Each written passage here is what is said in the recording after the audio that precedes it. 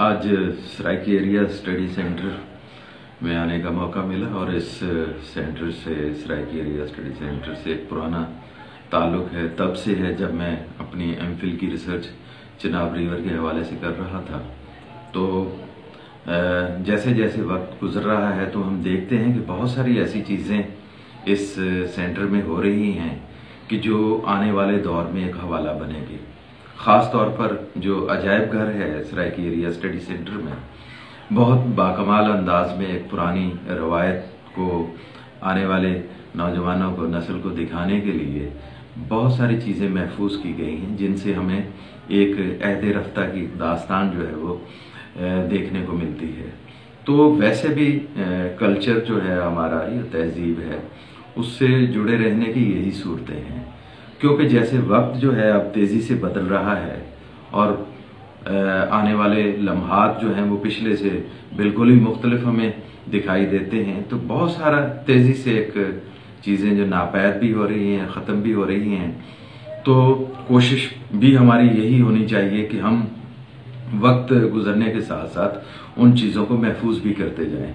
کیونکہ یہ نہ ہو کہ جیسے میڈیا کی یلغار ہے یا باقی چیزیں زندگی پر اثر انداز ہو رہی ہیں، وہ کہیں گم ہو جائیں اور پھر ہم کہیں کتابوں میں تلاش کریں انہیں۔ اب لوگ موجود ہیں اور ایسے لوگ جو اس کلچر کے ساتھ جڑے ہوئے ہیں، ان کے ساتھ گفتگو ہونی چاہیے، ان کے ساتھ ایک مکالمہ ہونا چاہیے، اور ان چیزوں کو ہمیں اپنے عجائب گھر میں نہ صرف محفوظ کرنا چاہیے بلکہ ان پہ مقالہ جات جو ہیں وہ لکھوائے جانے چاہیے۔ تو بہرحال یہ بہت اچھا ایک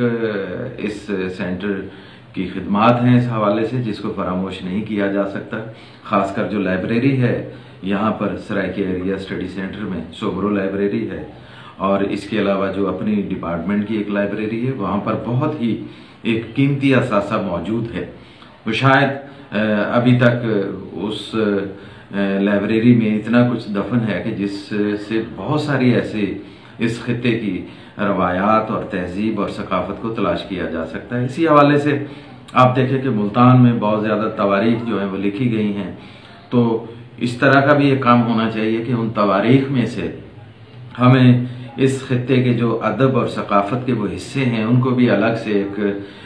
تدوین ان کی ہونی چاہیے۔ تو اس کے علاوہ ابھی جیسے میں نے پہلے بھی کہا کہ بہت ساری ایسی چیزیں ہیں جو ہماری زندگی سے الگ ہو رہی ہیں یا خارج ہو رہی ہیں، اور جیسے ہمارے کچھ برتن ہیں، لباس ہے یا کھانے پینے کا انداز ہے، تو